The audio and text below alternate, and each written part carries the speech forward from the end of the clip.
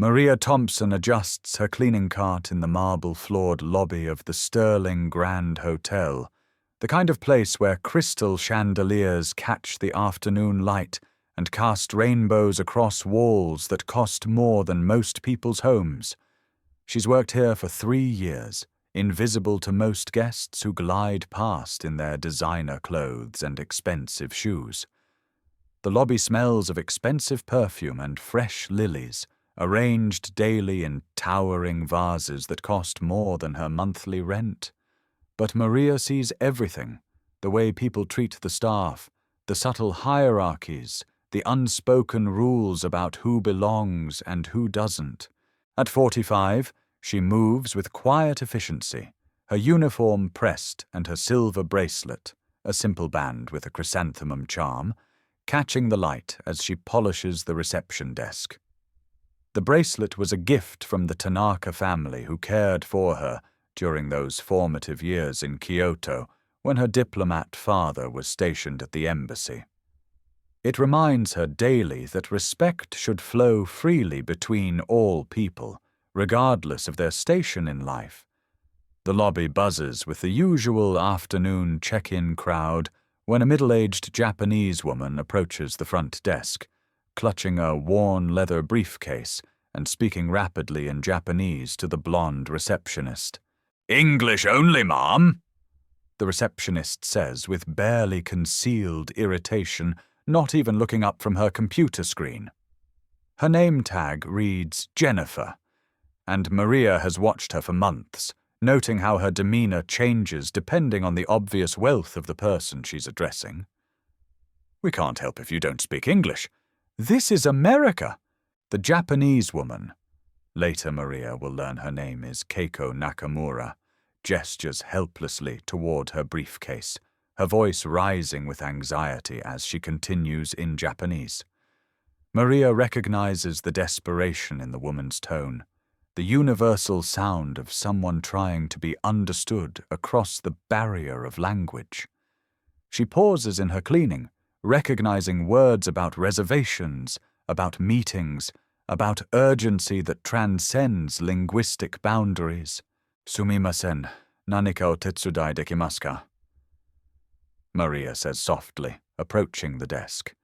The Japanese flows from her lips like water finding its course, 10 years of childhood immersion in Kyoto flooding back in an instant. "Excuse me, can I help you with something?"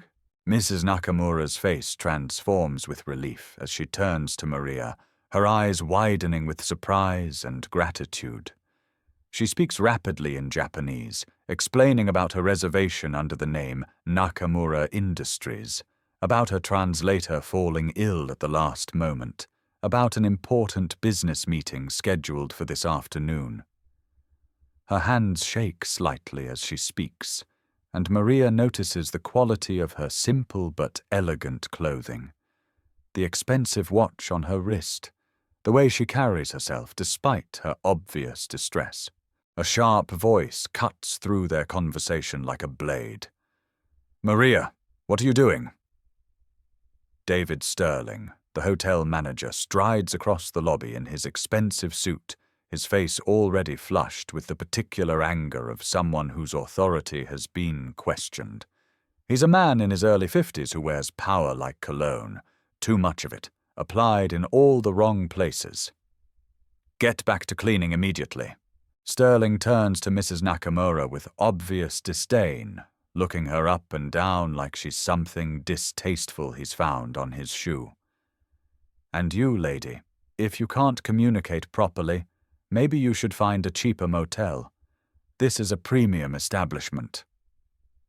His voice carries across the marble lobby, drawing stares from other guests who pause their conversations to watch the unfolding drama. Maria feels her heart racing, but stands her ground, thinking of every lesson her parents taught her about dignity and respect. "Sir, she just needs help finding her reservation. I can translate." "You're a cleaning lady, not a translator." Sterling's voice echoes across the lobby, each word designed to humiliate and diminish. "Know your place. These people come here expecting special treatment. This is America. Speak English or get out." His face reddens further, and Maria can see the vein pulsing in his temple, the way his hands clench into fists at his sides. The words hit Maria like physical blows, but she thinks of her daughter Zoe, of the college applications and the dreams they've built together through years of sacrifice and determination. "Sir, that's not right. She's a guest and deserves respect." "Are you talking back to me?" Sterling's eyes narrow dangerously, and his voice drops to a menacing whisper that somehow carries further than his shouting. "Are you actually arguing with your superior? Security!" He raises his voice again, gesturing wildly. "Remove both of them!" he announces to the growing crowd of onlookers, many of whom are pulling out phones to record the spectacle. This is what happens when staff forget their position. In the chaos that follows, Mrs. Nakamura's briefcase spills open, papers scattering across the pristine marble floor like fallen leaves. A gold business card flutters past Maria's feet, and she instinctively bends to help gather the scattered documents. Her eyes catch the elegant script. Keiko Nakamura, CEO, Hotel Acquisition Division. Below that, in smaller print, Nakamura Industries, Hospitality Investments. Her heart stops. This isn't just any guest. This is someone important, someone who could own this entire building by tomorrow. But before she can process what this means, Sterling is shouting again, his voice reaching a fever pitch of righteous indignation. "Maria Thompson, you're fired. Pack your things and get out." His voice carries a satisfaction that makes Maria's skin crawl, the tone of someone who enjoys exercising power over those who cannot fight back.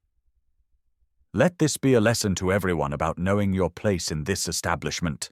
In the corner of the lobby, unnoticed by everyone caught up in the drama, a man in an expensive suit quietly takes photos with his phone. His board member badge is barely visible beneath his jacket, and his expression is one of careful documentation rather than casual interest. But Maria doesn't see him. She only sees the business card in her trembling hand and the shocked, grateful face of Mrs. Nakamura as security guards in crisp uniforms approach with apologetic but determined expressions. Maria Thompson sits on the cold stone bench outside the Sterling Grand Hotel, still wearing her uniform, still clutching Keiko Nakamura's business card like a talisman. The late afternoon sun casts long shadows across the sidewalk, where she's built her modest but meaningful life for the past 3 years. And now it's all gone. Her reflection stares back at her from the hotel's gleaming windows, a woman in her 40s who has worked with dignity and purpose, reduced to nothing by one man's prejudice and cruelty. She pulls out her phone with shaking fingers and dials the number she knows by heart, the one that connects her to everything that matters in her world. "Hey, sweetie," she says when her 16-year-old daughter Zoe answers, trying to keep her voice steady despite the tremor that threatens to betray her composure. "Mom, you sound weird. Aren't you supposed to be at work?" Zoe's voice carries the natural suspicion of a teenager who has learned to read the subtle signs of adult worry. Did something happen? Maria closes her eyes, fingering the silver bracelet on her wrist, remembering Mrs. Tanaka's gentle lessons about inner strength and the dignity that comes from treating others with respect. "Mommy might need to find a new job, baby." The words taste bitter in her mouth, like admitting defeat to forces beyond her control. The silence on the other end stretches like a held breath, filled with all the unspoken fears that hover around their modest household like persistent shadows. "But what about my college fund?" Zoe's voice is small, scared. carrying the weight of dreams that suddenly seem more fragile than either of them realized. "Mum, I just submitted my early decision application to Columbia yesterday. We'll figure it out," Maria promises, though her own heart is breaking with each word. "We always do, remember. You and me against the world." They've both sacrificed so much. Maria working double shifts and weekend overtime, Zoe studying by the light of budget lamps and wearing hand-me-down clothes without complaint, both of them dreaming of a future where education could lift them higher than circumstances of birth and economics might otherwise allow. She hangs up and looks at the business card again, turning it over in her fingers like a piece of evidence in a crime she doesn't fully understand. CEO, Hotel Acquisition Division. The woman David Sterling just humiliated and threw out of his precious hotel. Someone who could buy and sell the entire Sterling chain without blinking. Maria has seen enough corporate dealings in her years of invisible service to understand what this means. But she's been thrown out too, stripped of her access card, her dignity, her livelihood. The irony isn't lost on her, and it sits in her stomach like a stone. She grew up traveling the world with her diplomat father, speaking 4 languages fluently before she was 20. She has a degree in international relations from Georgetown University, earned through night classes and weekend studies while working full-time to support herself and her aging parents. But life happened. Her father's sudden death from a heart attack, her mother's prolonged battle with cancer, and the crushing medical bills that followed. An unplanned pregnancy that she wouldn't trade for anything, but that changed her trajectory forever. She chose this job at the Sterling Grand not because it was her only option, but because it offered steady hours that let her be home when Zoe needed help with homework, or just needed someone to listen to teenage problems that seemed enormous in their small apartment. She chose to use her Georgetown education to help her daughter navigate the complexities of growing up, rather than climbing corporate ladders that seemed less important than being present for the person who mattered most. Maria lives in a modest apartment in Queens, where the walls are thin but the community is strong, where neighbors speak 6 different languages but somehow always understand when someone needs help. It's a place where Mrs. Rodriguez next door watches Zoe when Maria works late shifts, where the Korean family upstairs shares soup when someone is sick, where teenagers from a dozen different countries gather on stoops to share music that transcends every boundary except the ones people choose to build. It's the opposite of the Sterling Grand's cold marble perfection, and Maria has always found more humanity in her humble neighborhood than in all the 5-star luxury she cleans every day. The hotel guests see through her, around her, past her, as if she's part of the furniture rather than a person with thoughts and feelings and dreams. But now even that steady income is gone, and the weight of uncertainty presses down on her chest like a stone, making each breath feel like an effort. She touches her chrysanthemum bracelet again, remembering Mrs. Tanaka's words from so many years ago, spoken in the careful English she practiced every day. Kirei na kokoro wa dare ni mo ubaenai. A beautiful heart cannot be stolen by anyone.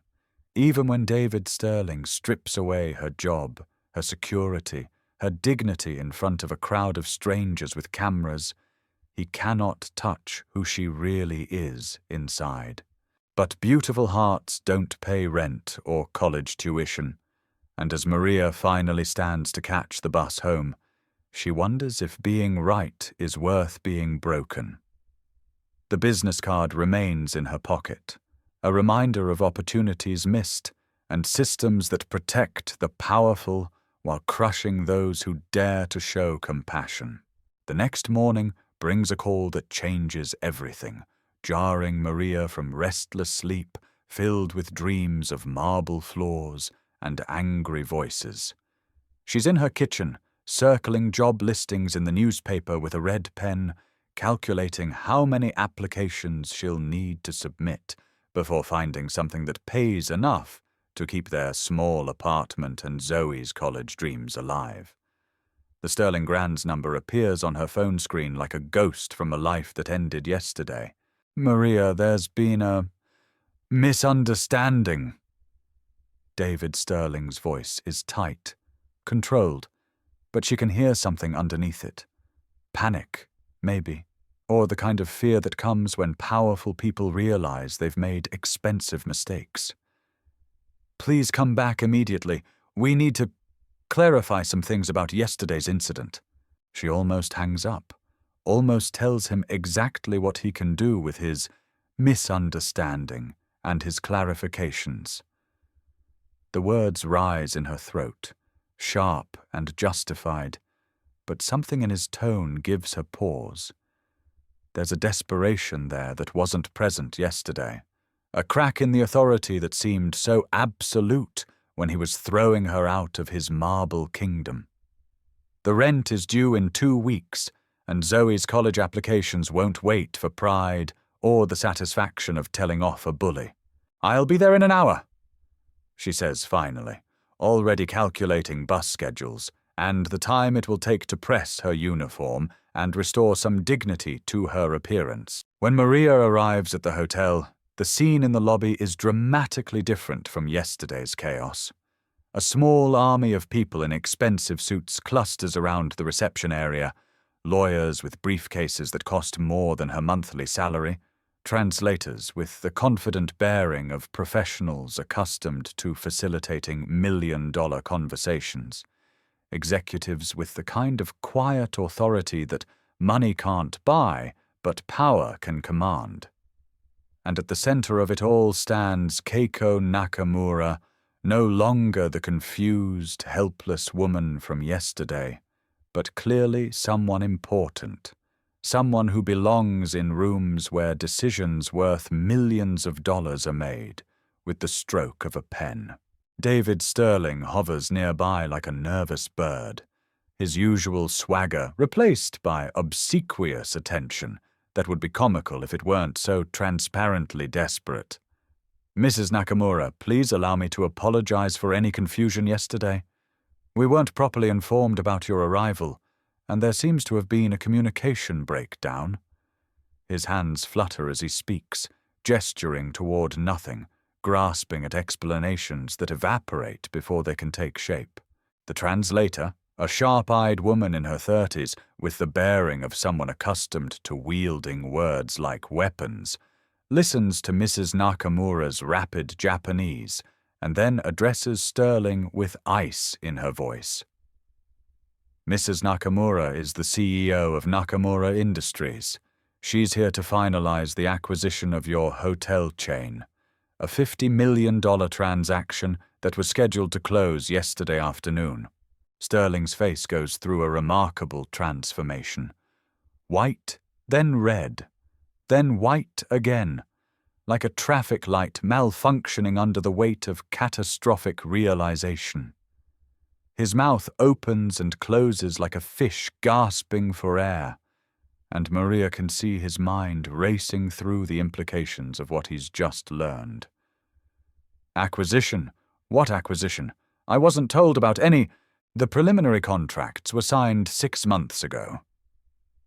One of the lawyers interjects, sliding a thick folder across the marble reception desk with the casual authority of someone delivering a death sentence. "Mrs. Nakamura came here yesterday for the final walkthrough and assessment of management quality before signing the final papers." The words hang in the air like smoke from a fire that's already consumed everything valuable.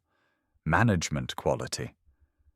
Maria watches Sterling's face as the implications sink in, as he realizes that his performance yesterday wasn't just workplace bullying. It was a $50 million mistake, the kind of error that ends careers and destroys reputations in industries where word travels fast and second chances are rare. However, the translator continues, her voice carrying the weight of boardroom decisions and executive judgments, Mrs. Nakamura has some serious concerns about yesterday's interaction with your staff and guests. She specifically asked to speak with the kind lady who helped me when no one else would. Every eye in the lobby turns to Maria, who suddenly feels like she's standing under a spotlight in a theatre where she doesn't know her lines.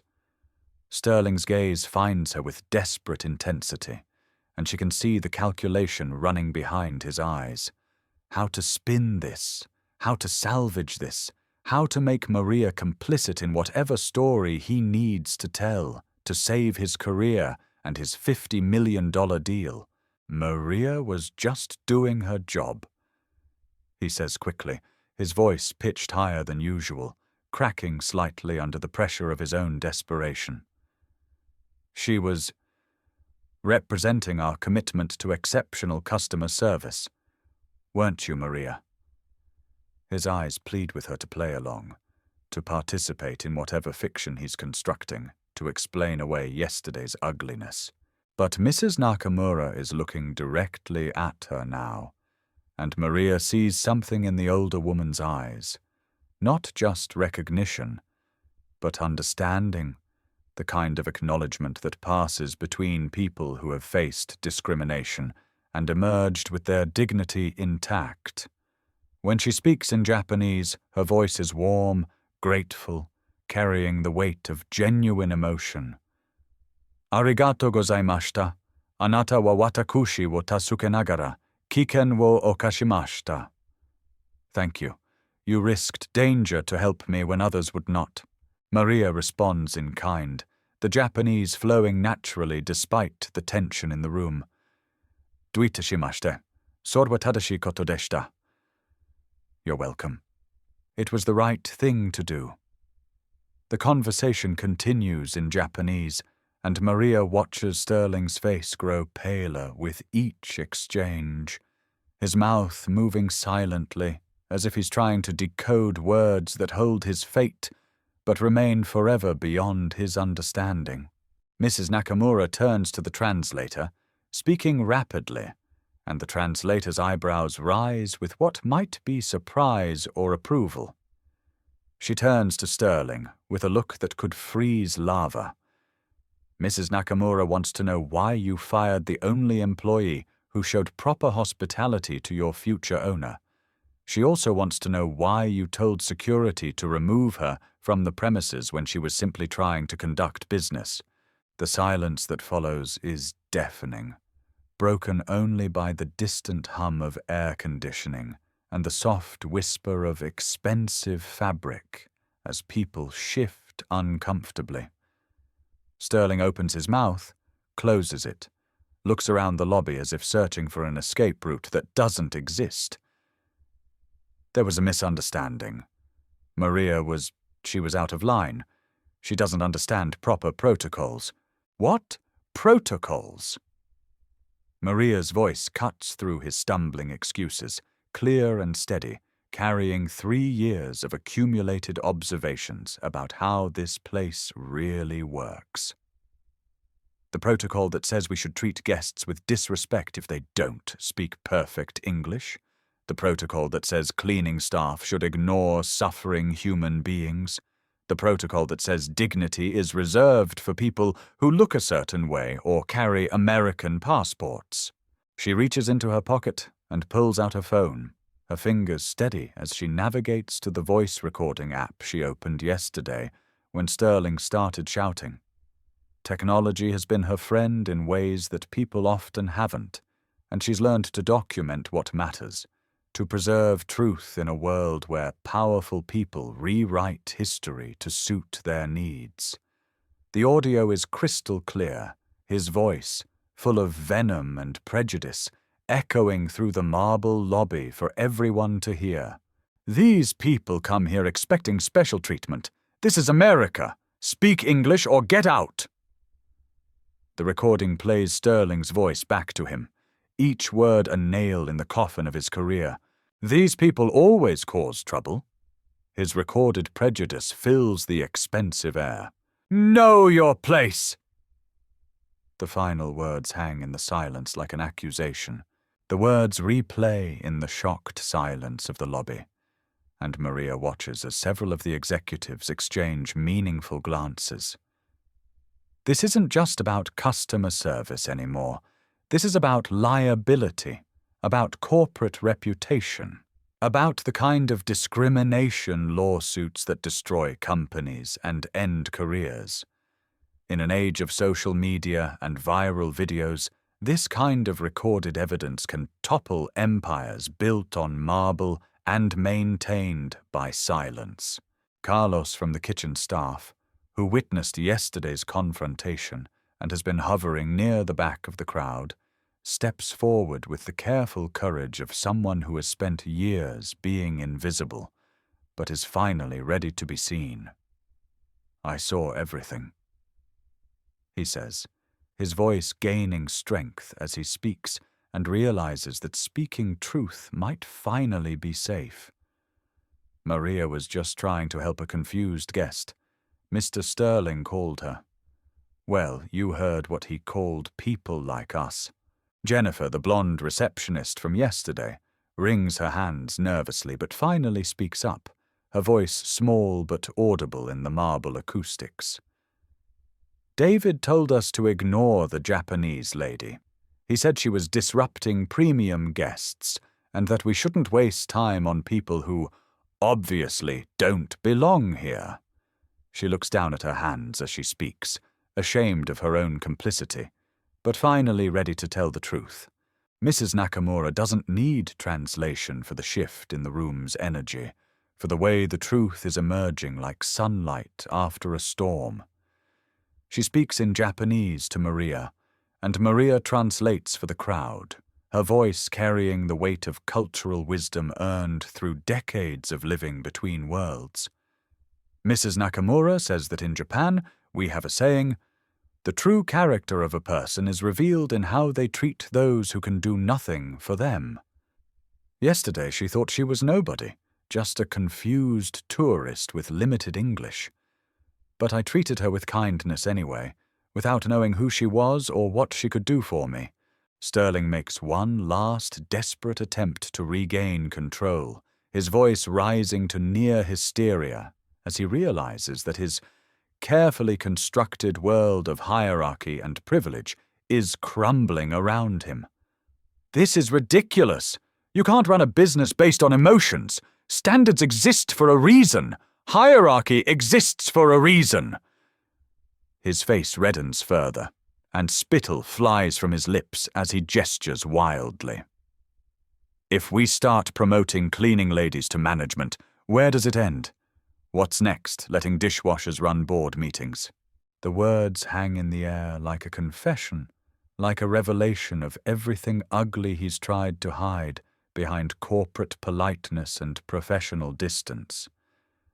And Maria realizes that this is her moment, not for revenge, but for something much more powerful than mere retaliation. This is her moment to show what dignity looks like when it's tested by power and emerges intact. She stands straighter, her voice clear and strong as she addresses not just Sterling, but everyone in the lobby. All the witnesses to this moment that will be retold and remembered long after the marble is cleaned and the expensive suits have moved on to other battles.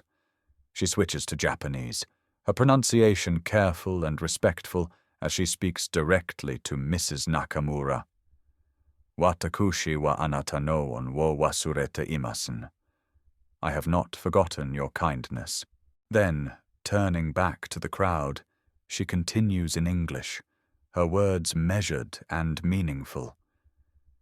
In Japanese culture, when someone shows you kindness, you have a lifetime debt of gratitude. Mrs. Nakamura doesn't owe me anything, but I learned from her yesterday that respect transcends language, race, and social status. It transcends job titles and paychecks and the artificial boundaries we create to separate ourselves from our shared humanity. She performs a proper Japanese bow, deep and respectful, toward Mrs. Nakamura, her movements graceful and sincere. Arigato gozaimashita, sensei. Thank you for teaching me this lesson, teacher. When she straightens, her eyes find David Sterling's, and her voice carries the quiet authority of someone who has discovered their own power. This is something you can never buy with money or authority, the ability to see humanity in every person, regardless of how they look or sound or what language they speak when they're afraid and need help. The lobby is absolutely silent except for the distant hum of air conditioning and the soft whisper of expensive fabric as people shift uncomfortably. Sterling's face has gone from red to purple, his hands clenched into fists at his sides, his breathing rapid and shallow like a cornered animal. "You'll regret this," he snarls, but his voice cracks on the words, revealing the fear beneath the bluster. "All of you. This won't stand. I have connections. I have influence." Mrs. Nakamura speaks quietly to her translator, her words carrying the weight of boardroom decisions and corporate authority that comes from building empires rather than inheriting them. The translator nods and addresses the room with the calm efficiency of someone accustomed to making million-dollar decisions before breakfast. "Mr. Sterling, you are terminated effective immediately. Security will escort you from the premises. Your severance package will reflect the terms for termination with cause, as outlined in your employment contract." She turns to Maria with a slight smile, the first warmth she's shown since entering the lobby. "Ms. Thompson, Mrs. Nakamura would like to offer you a position as Cultural Liaison Manager, responsible for ensuring that every guest receives appropriate respect, regardless of their background, language, or apparent economic status." But Maria shakes her head gently, respectfully, her decision already made during the long hours of reflection that followed yesterday's humiliation. "Thank you, Mrs. Nakamura, but I believe I can make a bigger difference in my own way." She pauses, looking around the lobby at faces that are seeing her, really seeing her, for the first time since she started working here 3 years ago. "I would be honored to serve as a part-time consultant for your diversity and inclusion program, though. This industry needs to change, and change happens when people who understand both struggle and dignity work together." As security approaches to escort Sterling away, he makes one final attempt at maintaining some shred of dignity, straightening his expensive tie and smoothing his hair. "You people have no idea what you've done. This isn't over." But his voice lacks conviction, and everyone in the room knows that it is indeed completely over.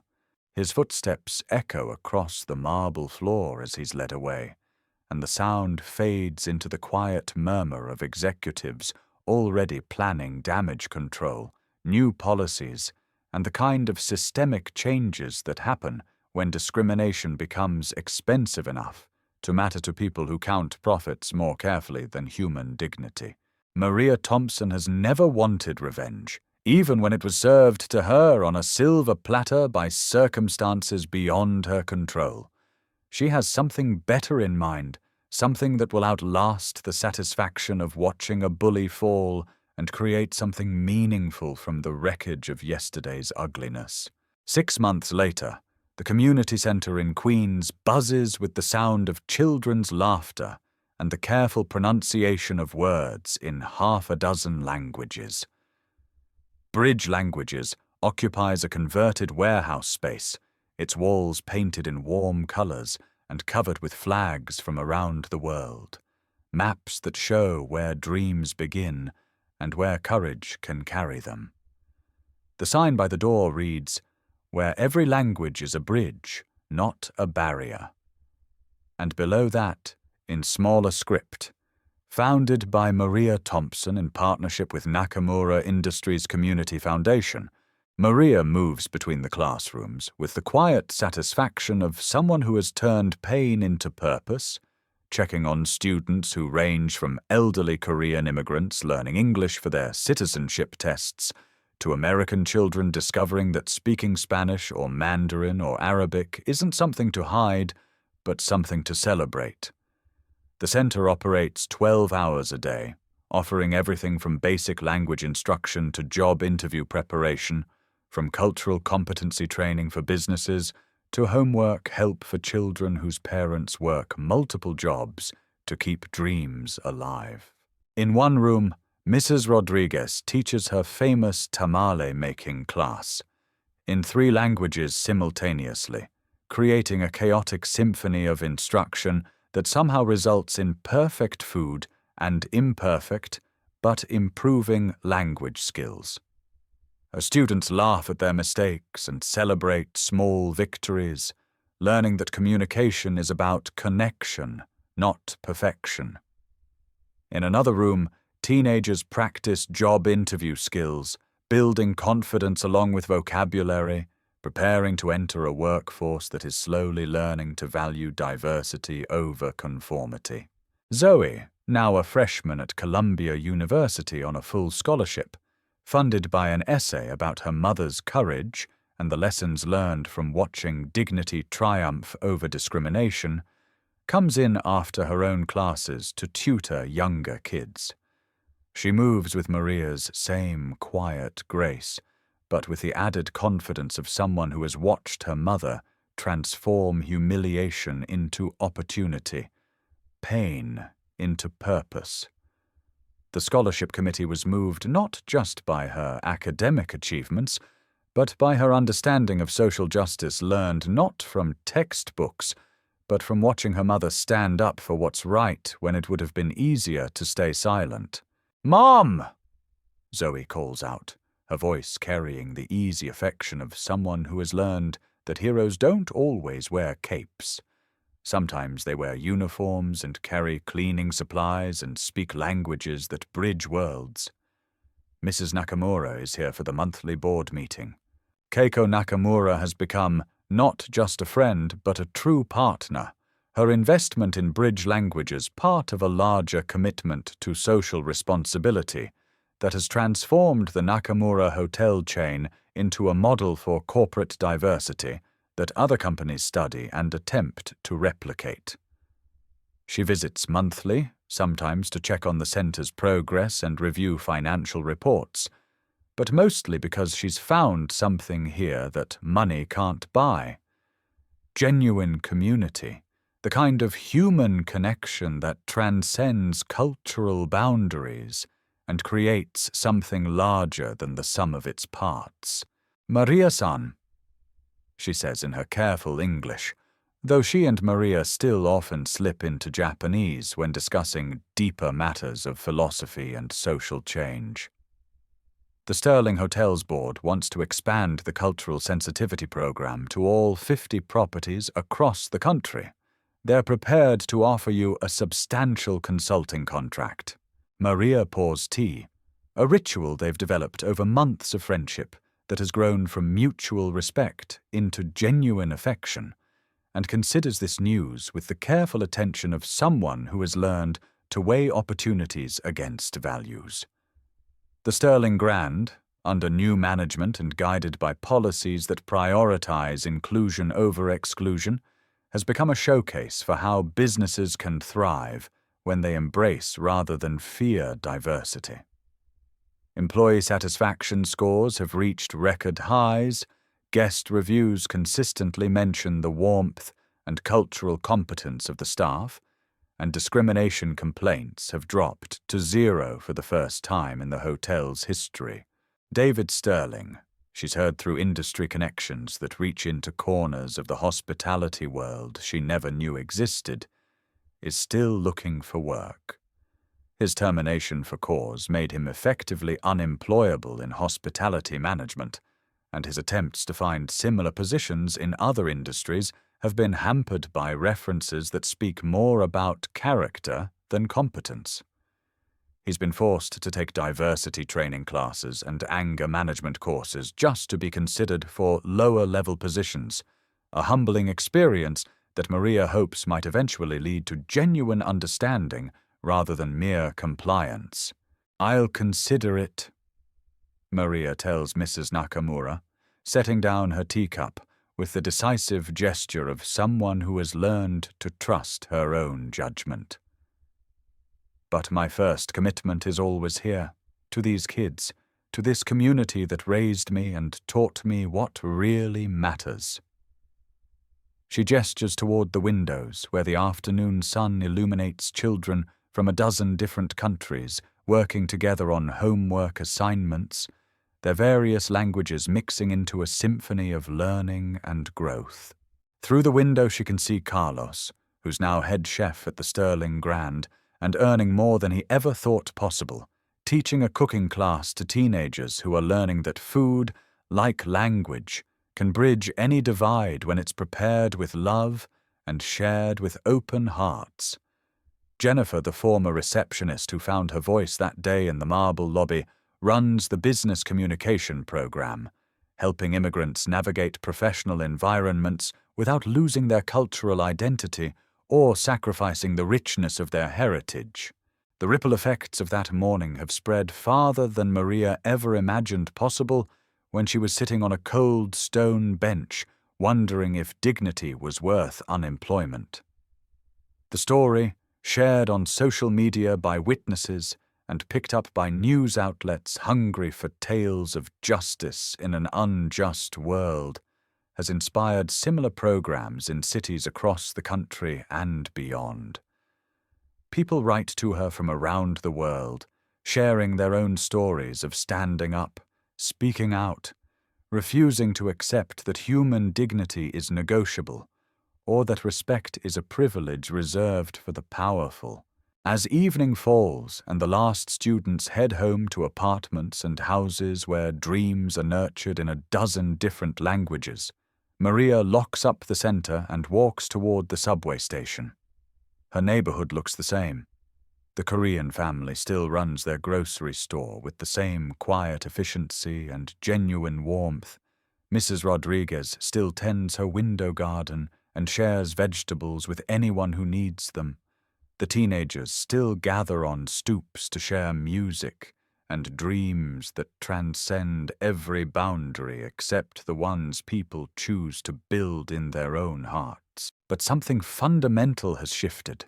Not just for Maria, but for everyone who witnessed what happened when one person decided that respect and kindness matter more than hierarchy and prejudice, that standing up for others is worth any personal cost, that the most powerful thing any person can do is refuse to accept that cruelty is inevitable or that injustice is permanent. On the train home, Maria catches her reflection in the window and touches her chrysanthemum bracelet, now polished to a shine that reflects the success that has come from staying true to values that seemed expensive when she was facing unemployment, but proved invaluable when she discovered what she was truly worth. Mrs. Tanaka would be proud, she thinks, remembering lessons learned in a childhood that prepared her for challenges she couldn't have imagined. A beautiful heart, indeed, cannot be stolen by anyone. And sometimes, if you're lucky and brave enough, it can change the world one act of kindness at a time. Her phone buzzes with a text from Zoe. "Mum, my sociology professor wants to interview you about community organizing and social change for her research on grassroots activism. I told her you'd say yes because you always believe in teaching others what you've learned."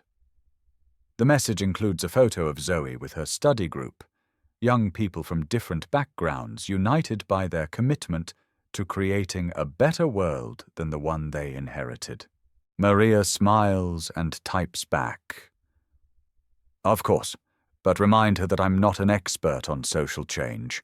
I'm just someone who believes that every person deserves to be treated with dignity, and that sometimes the most powerful thing you can do is refuse to accept that things have to stay the way they are. Change happens when ordinary people do extraordinary things, and the most extraordinary thing is treating others like human beings, even when the systems around you say otherwise.